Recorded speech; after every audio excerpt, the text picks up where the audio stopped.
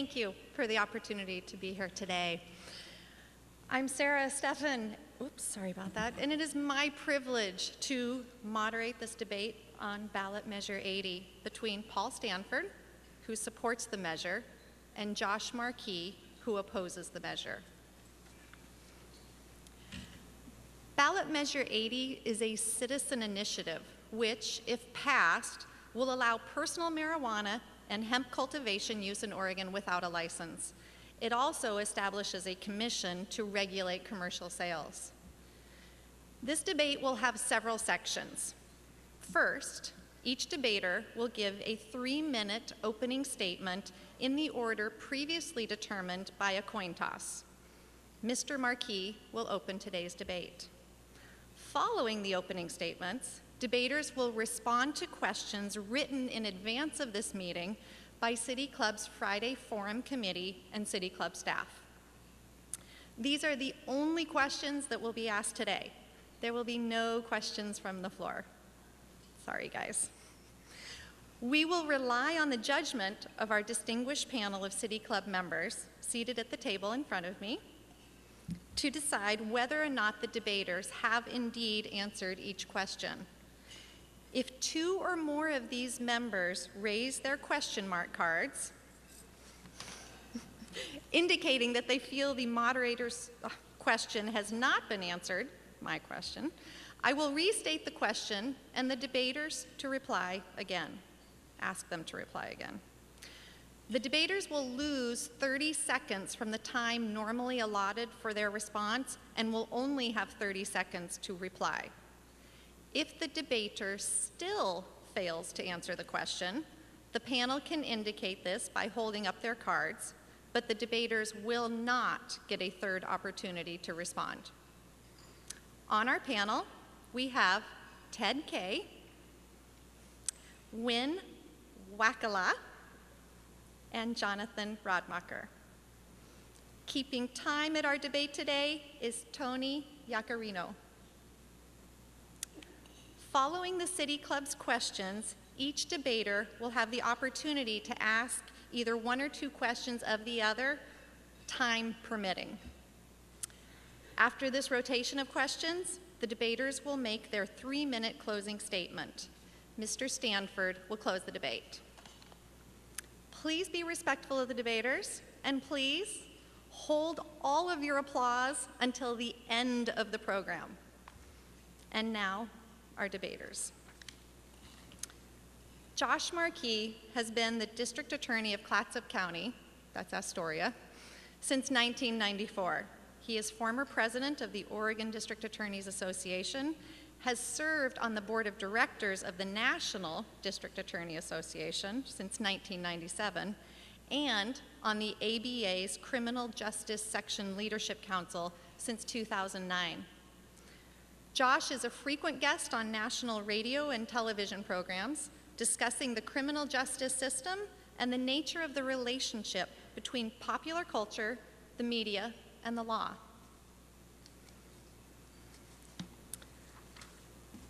Paul Stanford is an entrepreneur with expertise in hemp and cannabis. He has arranged financing and bank letters of credit for import-export of cargo container shipments of hemp products to and from Asia, Europe, and North America. Also, he has been an expert court witness on marijuana and medicinal cannabis. Paul is the author of many articles published in both magazines and books. And now, if I could invite the debaters, please, up here to their podiums.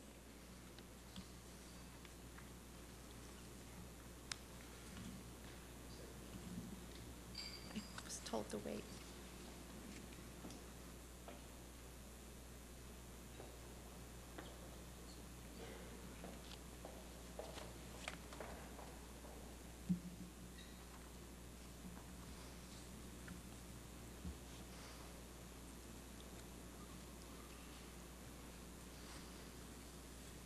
Mr. Marquis, your opening statement.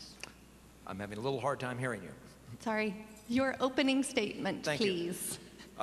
Good afternoon. Thank you for coming to the City Club. My name is Josh Marquis. I'm the District Attorney in Clatsop County, Oregon, and I'm here speaking both on my own behalf and that of the Oregon District Attorneys Association, 36 independently elected DAs from across Oregon who frankly rarely can agree on any one issue, but we do agree on this one. And although this is somewhat awkward because I'm not the proponent, Paul and I have debated a couple other times, and since I have now 2 minutes and 30 seconds, I'd like to address the main issues. This is essentially a solution in search of a problem. We do not live in Georgia or Texas. Let's talk about very practically what happens in Oregon if you're caught with marijuana. Almost 40 years ago, a DA in Eugene, Oregon, named Pat Horton, sponsored decriminalization of less than an ounce of marijuana. So for 40 years in Oregon, a person caught with what used to be called a lid, and anybody probably under the age of 40 doesn't know what I'm talking about, but a lid used to be an ounce, and it sold for about $10 to $15 when I was at the University of Oregon in the 1970s. It was probably about 2% tetrahydrocannabinol. The marijuana today, Paul could probably tell you much better, but depending on where you buy it, anywhere between $200 and $800 an ounce, and it's much better dope. The THC content's about 25%. The point being that you do not go to jail, you do not have an arrest record, period. So, but let's assume it's more than an ounce. What happens in Oregon? Well, the only way that you can be prosecuted for a felony would be if you had theoretically more than an ounce. I'm in court every single day in my county, which is a mid-sized county, and I have never, in my recollection, arraigned somebody who was in custody. I asked the Department of Corrections and found out of the 15,000 people in prison, how many are there on possession of drug charges of any kind? The answer was, out of 15,000, 34. How many were there on just marijuana charges, possession? The answer was 6. And all of them, by the way, had very extensive other records. The claim is that this will tax an existing industry. What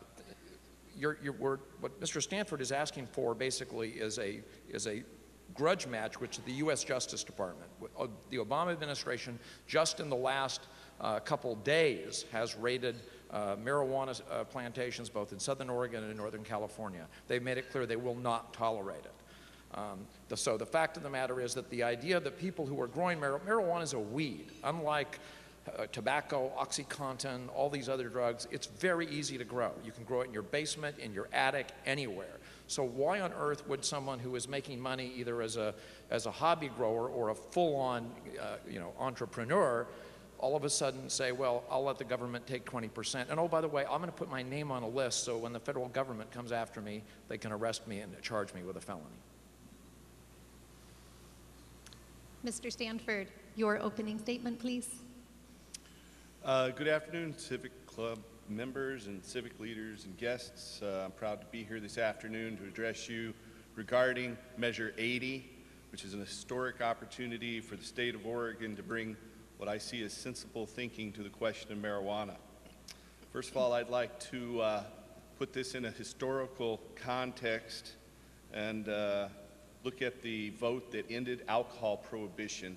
In 1932, Oregon voted on ballot measure 7, which passed with 57%, and they understood that regardless of whether they consumed alcohol or not, or supported the alcohol industry, that prohibition wasn't really getting anywhere, and it was the worst way to deal with this problem.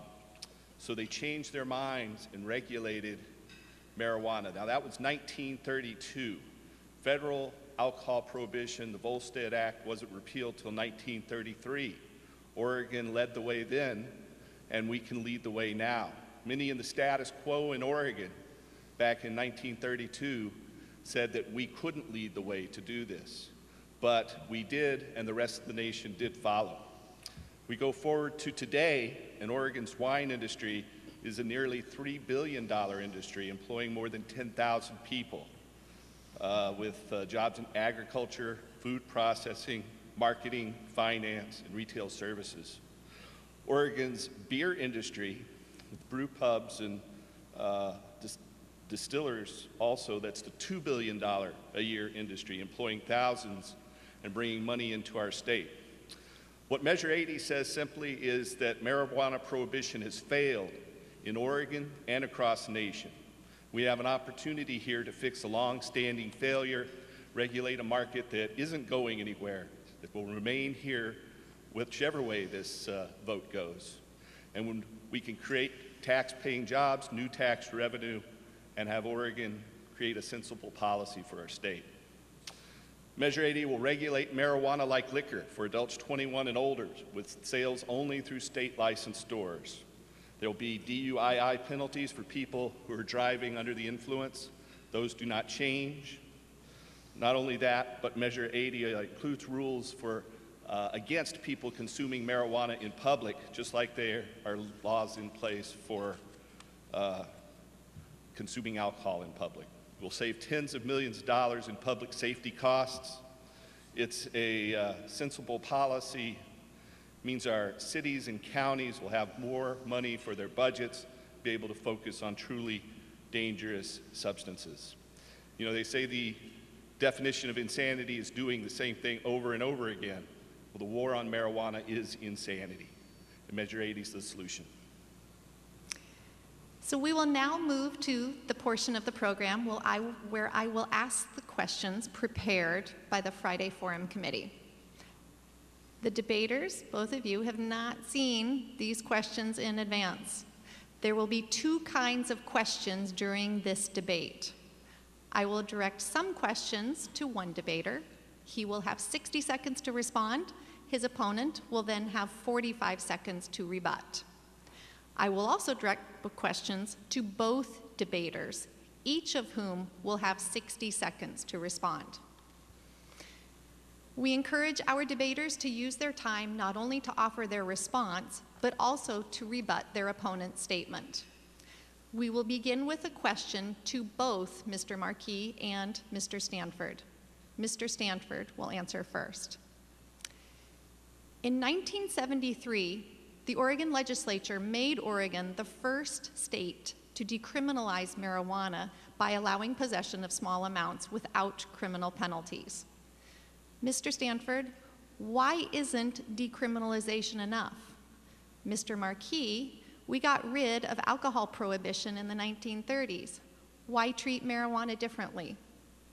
Mr. Stanford, your response. Keeping marijuana as a controlled substance and prohibiting its possession continues to lead to adults being arrested and not recognizing that cannabis is a drug that isn't as bad or deleterious as alcohol. So our initiative will regulate it and establish sensible policies controlling its use, keeping it out of the hands of kids. Today, actually, children have easier access to marijuana than adults do. In fact, over 80% of kids in high school say that it's easier for them to get marijuana than it is for them to get alcohol. So I believe we need to regulate this, and that's what Measure 80 will do. Well, for one thing, you can't be arrested for possessing less than an ounce of marijuana. A police officer cannot arrest you. It's not a crime. It's like a speeding ticket. They could write you out a citation. They cannot detain you. So that's simply not true. Not only do we have the 1973, we also have in 1998 Oregonians who are compassionate passed the Oregon Medical Marijuana Act. And we're told that between 500 and 1,000 people would benefit from it. I have no doubt that, and Paul said it, marijuana is a drug that, as he calls it, is relatively non-addictive. So let's take it. And that's the difference, to answer your question about what's the difference between that and the Volstead Act. You know, talking about what happened 80 years ago with what was a failed attempt to just flat out all of a sudden say all alcohol is illegal, it was a disaster across the board. Everybody violated the law, and it encouraged organized crime. What we're talking about with this proposal is already marijuana is available for less than an ounce. It's available for Oregon medical marijuana, and so there simply is no problem that needs to be solved. Now I will direct a question to one debater who will get 60 seconds. The second debater will have 45 seconds to rebut. My question is to you, Mr. Marquis. The federal government classifies every drug sold in the U.S. from Schedule 1, the highest, to Schedule 5, the lowest, based on a drug's medical risk or how addictive it is. Marijuana has a federal Schedule 1 substance classification. While 17 states and the District of Columbia have legalized medical marijuana, the federal government retains the power to prosecute those who use Schedule 1 drugs. If Oregon voters pass Measure 80, how do you see this conflict playing out here? There is no doubt in my mind, and I wrote an op-ed 8 years ago in the Oregonian, that marijuana ought to be reclassified as a Schedule 2 drug. Schedule 1 drugs, very briefly, are drugs with no medical use, no doctor can prescribe them. Schedule 2 are things like OxyContin, cocaine, things that can be prescribed. Marijuana should be one of those. But to answer your question directly, what will happen, there's something called the Federal Supremacy Clause. And if let's just say, for example, in England, heroin is used as a legitimate hospice drug, and it has real value. If Oregon decided, let's say, as part of our palliative care, that we were going to make heroin available under those circumstances, we would be in direct conflict. The federal DEA would win. And the Obama administration, to say nothing of what an Romney administration would say, has said, we are not going to permit this, and they've made it clear again by the arrests that they're making that this is a violation of federal law, and states can pass all the laws they want. They won't go along with it. Mr. Stanford, your rebuttal and response. The fact that marijuana is stronger, according to Mr. Marquis and studies, means that a lot of people use significantly less of it. When it comes to the federal supremacy issue, we designed this bill to be upheld in federal court by establishing findings by the sovereign, we the people. And so we anticipated a federal court challenge and designed this law to be upheld in federal court. So there are studies at the University of Michigan since the 70s, a study called Monitoring the Future, where they survey high school students. They've shown there's been a long-term decline since the 1980s in the use of alcohol and tobacco. In fact, just this past couple of years, the use of marijuana has exceeded that of tobacco. My next question to Mr. Stanford first. According to a 2011 study funded by the National Institutes of Health, 1 out of every 15 high school students smokes marijuana on a near daily basis, thinking it carries very little risk of harm. If voters approve ballot measure 80, what protections would be put in place to help reduce teenage marijuana use? Mr. Stanford. Yeah, we establish strict regulation and strict penalties for people providing marijuana to minors. It'd be a felony to sell marijuana to a minor under Measure 80. It would be a misdemeanor to provide it without charge. It would also keep in place the driving under the influence laws, and it would fund development of new testing through the taxes and the license fees. It would fund new studies into making certain that drivers on the road aren't impaired. When alcohol was legalized, there weren't breathalyzer tests, and they're using tests currently in Europe where they can detect marijuana with mouth swabs. So we have strict penalties in place for selling it out of the state as well.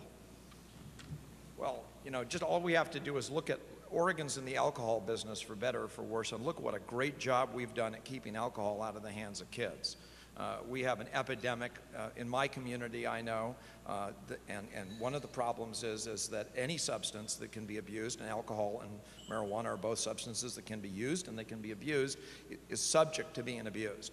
And if you throw open the doors and say, okay, we are going to allow another drug of abuse, something that can do harm, maybe in some cases do good, you're going to have kids that are going to use it.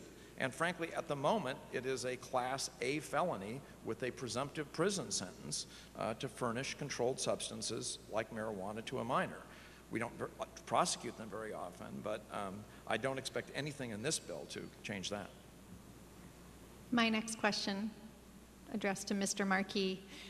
If marijuana were to become legal in Oregon, we may see Oregonians driving under its influence.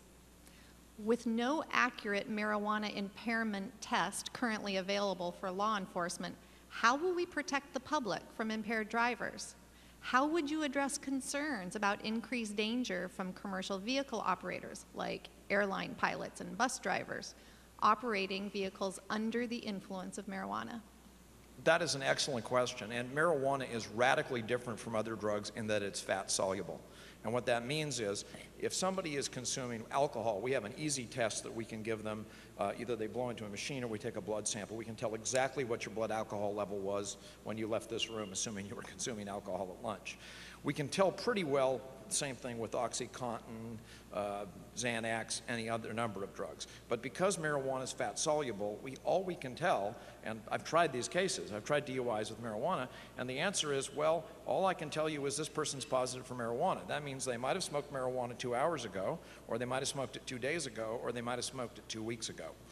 And so, no, there is no current technology that enables us, unlike all the other drugs of abuse, legal and otherwise, to be able to determine that. And I just would end by saying, if you're coming back from a ski vacation from Mount Hood, how would you feel knowing that the person driving the other way has just consumed a bunch of their newly legalized marijuana on the road? Your rebuttal and response? Yes. Driving is a privilege, it's not a right, and it's a privilege that can be revoked. Do we really think that Oregonians are waiting for marijuana to be legal so we can use it while driving? I ask you, do you think you would be using it while driving if it was legal? I don't think that people are waiting for that to go into place. You know, Measure 80 leaves the tough penalties for driving under the influence in place. There are already tests in Europe. They use mouth swabs to detect cannabis recent use, and our initiative will fund development of new technology and new tests so that law enforcement can enforce driving under the influence and safety on our roads. My next question to Mr. Stanford. The state of Washington just got rid of state-run stores for the sale of hard alcohol. And many Oregonians are talking about getting rid of state-run liquor stores regulated by the Oregon Liquor Control Commission. Measure 80 proposes setting up a system of marijuana retail outlets regulated by a similar commission. Why set up a regulatory system for the sale of marijuana modeled on a system that many consider out of date? You know, the state of Washington is also voting on a marijuana legalization bill, or that would regulate it. It's I-502.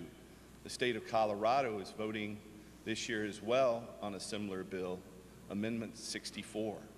So we designed this, again, to be upheld in court, and part of that is having a central state commission take control of the market. So rather than having it meld with Oregon's Liquor Control Commission, which a lot of Oregonians have questions about the way it's run, we decided to create a new commission. So the governor will appoint the commission for the first year, and those commissioners will implement new administrative rules and regulations to control the market. Mr. Marquis.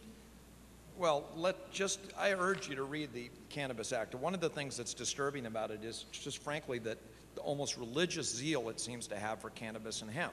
I mean, it will cure your impotence, your lumbago. It will get you up for breakfast. It will solve world peace. I mean, really, just about everything else is in the first couple pages. But to the point, I would suggest you look at Section 2, where it talks about a state commission being created. A governor would appoint 7 people, 5 of the commissioners to be elected at large by growers and processors.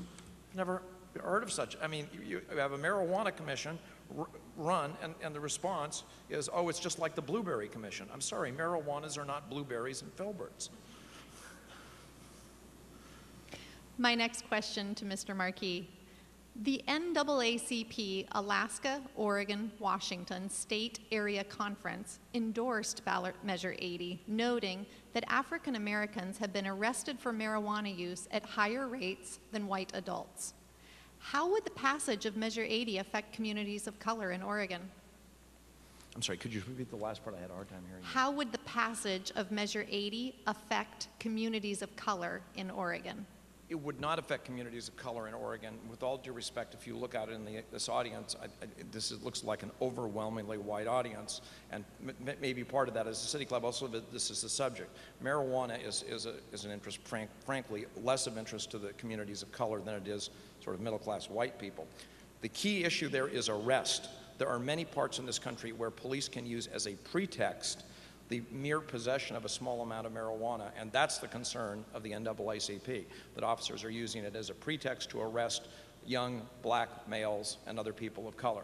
In Oregon, you can't do that because, as we've talked about earlier, possession of less than an ounce is not a crime, and an officer cannot use that to detain someone or further search them. Mr. Stanford, your rebuttal and response. Here in Oregon, African Americans make up 2% of the population, yet they're 9% of our prison population. Often, when people are violated for probation and parole infractions, it's because they have tested positive for or in possession of marijuana. The NAACP endorsed Measure 80 because they see the harm that drug prohibition causes their community. So our initiative will restore sanity to this debate and end marijuana prohibition. We will now return to allowing each debater to have 60 seconds to answer. My question to Mr. Marquis.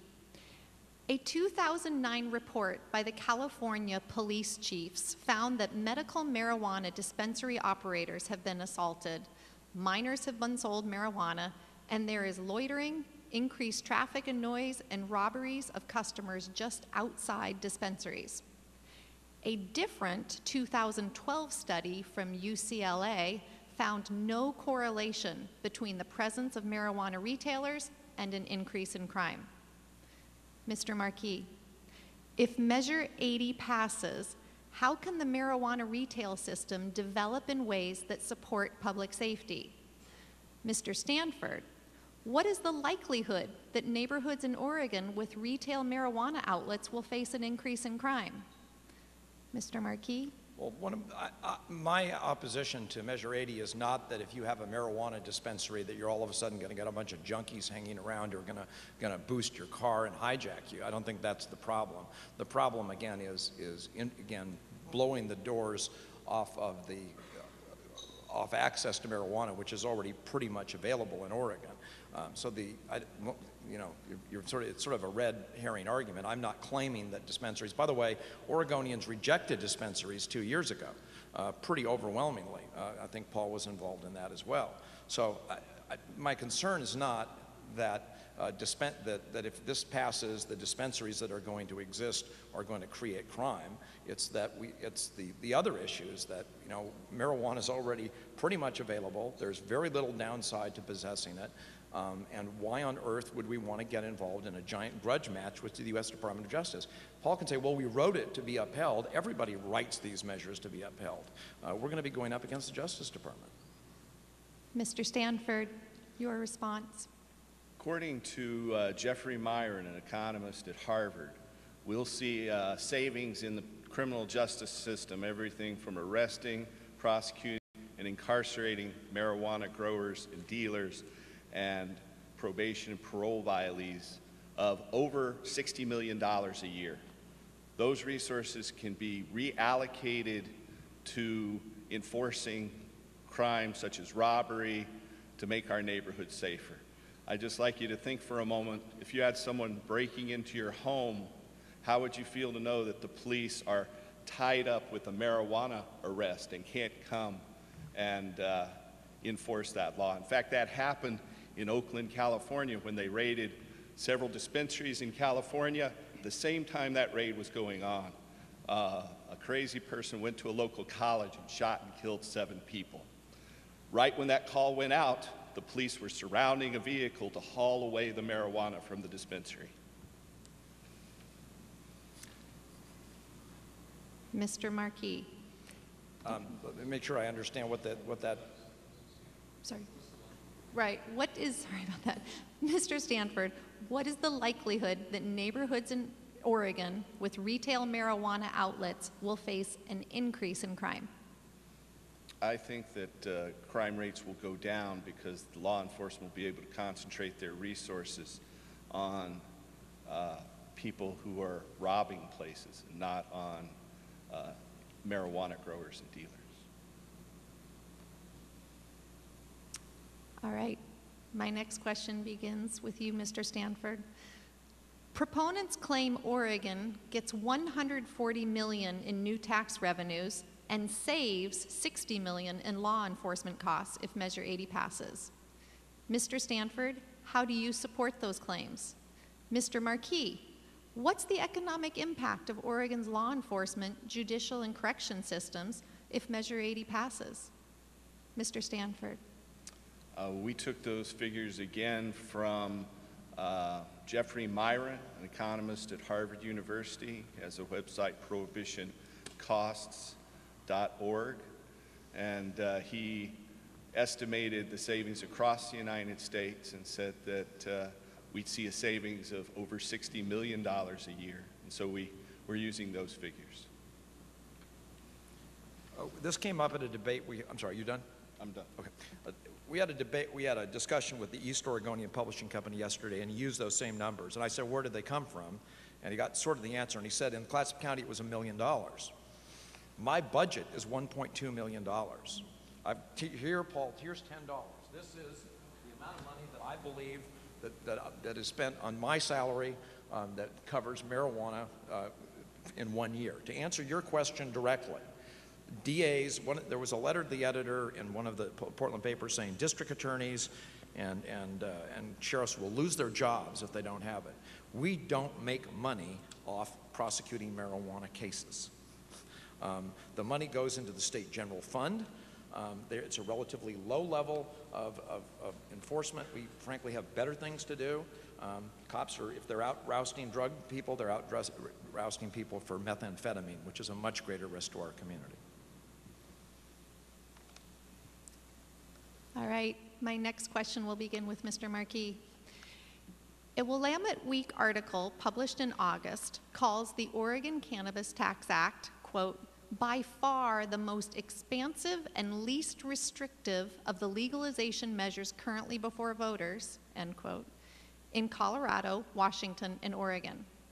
For example, in Oregon's measure, there is no limit on personal possession of marijuana, while there is a limit proposed in Washington and Colorado. Mr. Marquis, what challenges does this pose?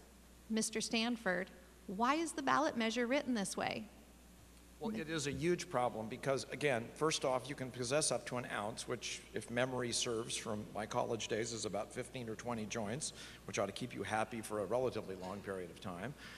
If you have a medical marijuana card, you can possess 1.5 pounds at any given time, which is a whopping amount of marijuana.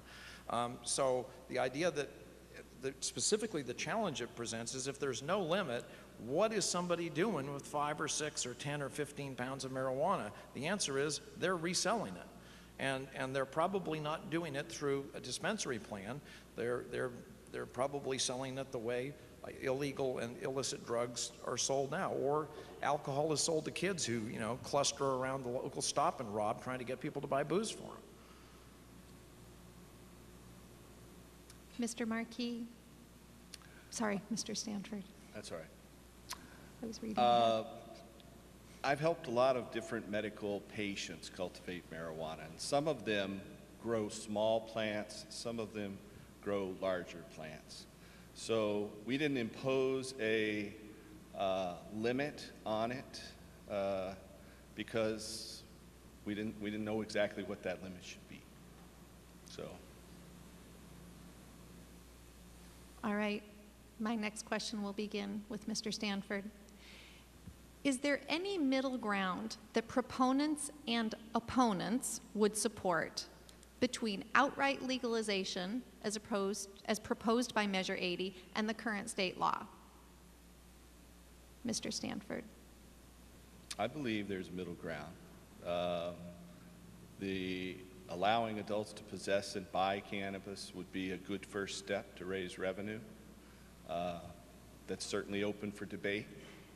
The legislature so far, even in the terms of medical marijuana, has failed to impose a licensing system on the medical marijuana market. So I believe there's certainly a lot of middle ground and room for debate. Our initiative would allow the legislature to revise that. They could look at this and change the law as they see fit. We'll be open to debate, and we welcome that. Well, let me be as direct as I can. I think the middle ground is the only way to resolve this and not bring the federal government down on us is the reclassification of marijuana as a Schedule II drug by the federal government. That's already been done, by the way, by the State Pharmacy Board, but it's meaningless.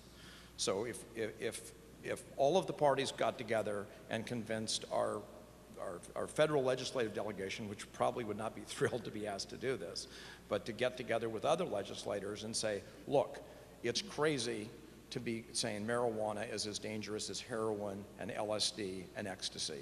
Let's reschedule it. But, you know, Paul keeps talking about all the money we're going to make. I don't think the first thing we ought to be thinking about in public safety and health is how much money can we make off of this. I think the question ought to be, you know, if this is a drug that can be abused, how can we limit it to those people who need it and not have it basically run wild in the community?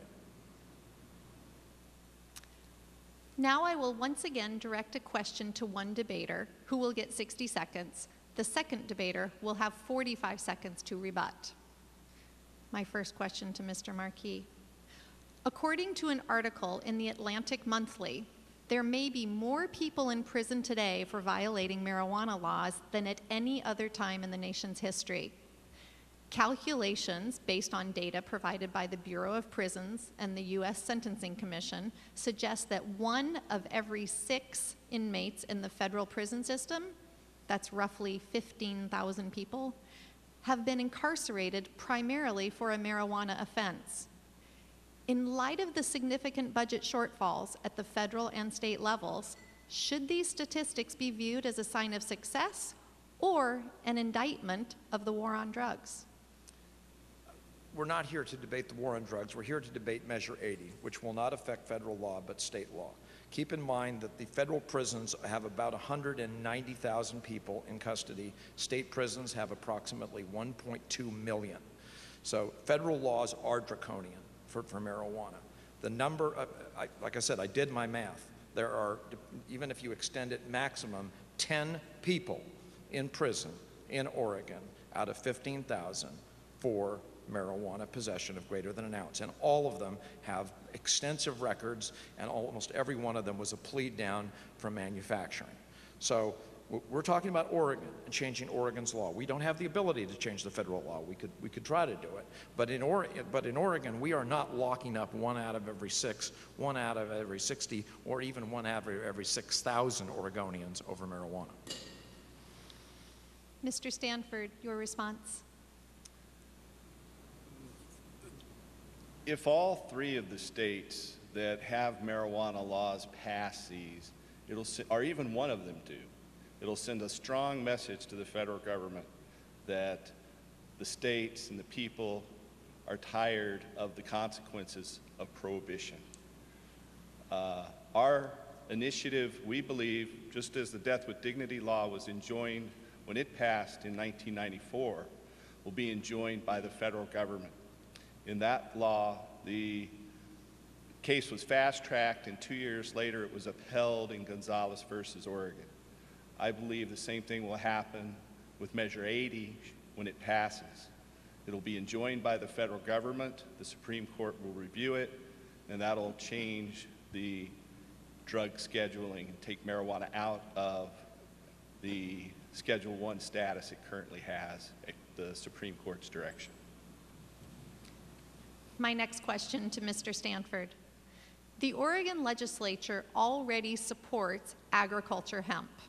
So why include hemp in a measure that seems focused on marijuana cultivation, use, and sale? Mr. Stanford. The artificial economic barriers imposed by marijuana prohibition have prohibited hemp for fuel, oil, fiber, and food. There's no state in this country, and 7 or 8 states have passed hemp laws that's allowed to cultivate hemp for fuel, fiber, and food. It's a multi-billion-dollar industry that the majority of it is imported from Canada. Oregon could lead the way in providing hemp for fuel, hemp for food, and hemp for fiber. We could reopen our closed pulp mills, our closed fiberboard mills, and use hemp as a resource. I really believe that hemp is going to be the main economic engine compared to the drug market. I think it will dwarf the drug market, and that's one of the primary motivations I have for putting Measure 80 on the ballot. Mr. Marquis. Well, this gets back to this idea that sort of, marijuana and hemp are the answer to all of our problems. If this measure were just about making, so people understand, essentially, hemp is sort of male marijuana, and then the flowering portion, which is female, produces the buds which contain THC. There's very, very tiny quantities of THC in ordinary hemp, and you would be smoking banana peels before you'd get probably higher sooner than hemp. If this was about hemp, we wouldn't be having a debate. We wouldn't really care.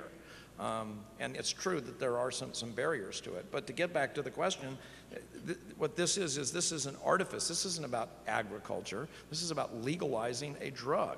And by the way, 12 years ago, 14 years ago, all these supporters said, this is a drug, we need to get it to the people who need it. And now they say, oh no, never mind that discussion. We don't want to have that one anymore.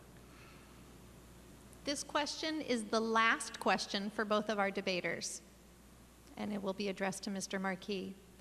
Physicians have expressed the need for better research on the drug to provide more informed patient counsel. Meanwhile, a group of governors is urging the federal government to reclassify marijuana so that the drug is more widely accepted for medical treatment.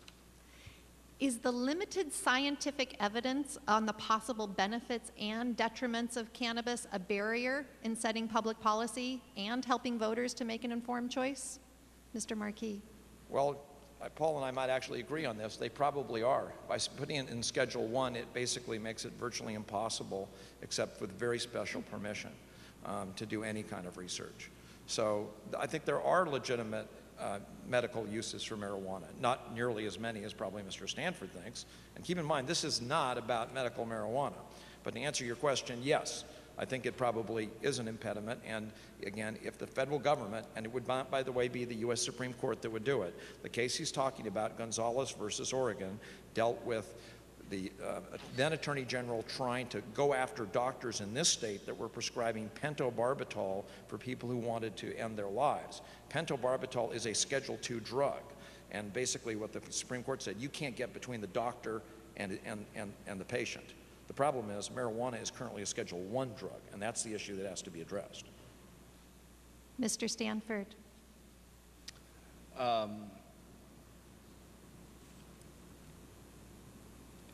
We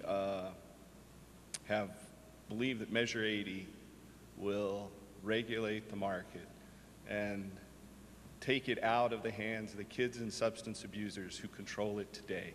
Currently, kids have easier access to marijuana than adults do. So our initiative is specifically designed to lower the use of marijuana by teens. We believe we establish firm policies to start it. Could I ask you to restate that question? Oh, sorry, let me work my way back here.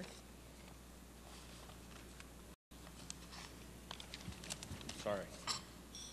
Is the limited scientific evidence on the possible benefits and detriments of cannabis a barrier in setting public policy and helping voters to make an informed choice? Marijuana has been studied probably more than any other substance known to man. It is continually reviewed, and there's a lot of evidence to show that it is fairly innocuous. So, hope that answers that.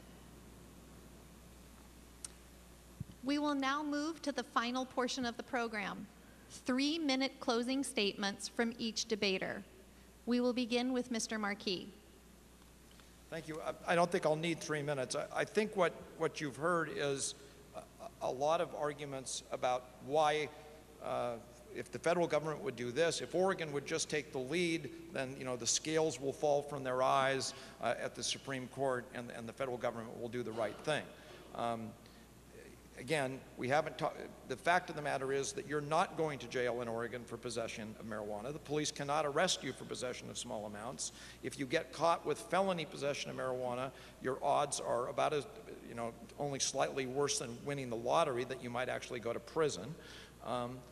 And if you get a medical marijuana card, that's probably easier than getting a driver's license. You can possess 1.5 pounds of marijuana. So, where's the problem? There just is no problem there. The alternative to that, which they're suggesting, is let's not, do it incrementally anymore. Let's make it a cash crop available to anybody. And one of the questions that I'd like us to know is, how much money does Mr. Stanford make off of the marijuana trade? He's an entrepreneur, and I'm assuming he will become a much wealthier entrepreneur if this passes. As a prosecutor, I have all the customers I want. I'm not looking to put more people in prison. There's always somebody else out there committing a much worse act than possession or even delivery of marijuana that's begging for my time, and all the other prosecutors. But what we've seen the devastation alcohol does in our communities. I think anybody in law enforcement knows that 75 to 80% of all crime is in some way related to substance abuse. That doesn't mean they're being arrested for substance abuse, but substance abuse plays a part in it.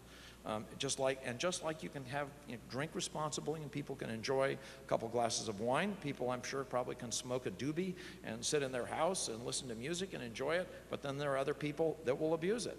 And they'll also give it to their 14-year-old friends. If you take away all the barriers, the few barriers that continue to exist in this state against marijuana, you're going to see an explosion of marijuana even greater.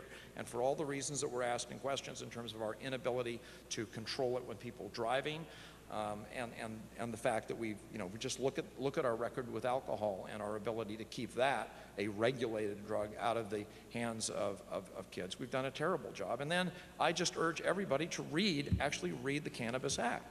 Now Paula said, oh, don't worry, we'll go back to the legislature. No, you're voting on this act. You're not voting on basically, 7 come 11, the legislature will come in and fix it. You're voting on this. This is a bad idea, and we urge you to vote against it. Mr. Stanford, your closing statement. Over the past 20 years, we've seen a reduction in the use of tobacco and alcohol, and they're at record lows. And now we're seeing an increase in marijuana use, and it's at a record high. Number one reason that we were given for criminalizing marijuana is public safety. But the failed war on marijuana is not about public safety. It's after trillions of dollars wasted and countless lives ruined, we have to stand up and say what we're doing has failed and we need a new approach. What we're talking about is reforming laws, and one of the messages we get is, what message are we sending kids? I ask you, what message are we sending kids when we're cutting education spending, forcing more parents and students to go into debt for school, while continuing to lock up more and more people? The prison incarceration rate is at a record high. The United States has more people in prison than any other country in the history of the world. A lot of those people are there for nonviolent crimes, and it's driven by the war on marijuana. It's easier for kids to get marijuana than it is liquor, and that's why we regulate liquor. We educate people about liquor. Alcohol use is at a historic low, but 8 out of 10 kids say they can get marijuana more easily than alcohol. Street dealers don't ask for ID. Oregonians have a history of tackling tough issues in our own way. We passed the bottle bill, beach access bill, death with dignity, mass transit, the Oregon Health Plan. We have an opportunity to do that again this year with Measure 80. By ending the failed war on marijuana and regulating the industry responsibly, pragmatically, and effectively, we can do that. So I urge you to vote yes on Measure 80 for Oregon's sake, for the safety of our youth, for the prosperity of our economy, for for a model that will serve for the rest of the nation. Once again, Oregon can lead the way. We've been the pioneer state for 150 years, and we can continue to do that today. That wraps up our forum for today. As our president-elect, John Horvick, returns to the stage, let's give these gentlemen a big round of applause. Thank you. Can you give that, Paul? This is the amount.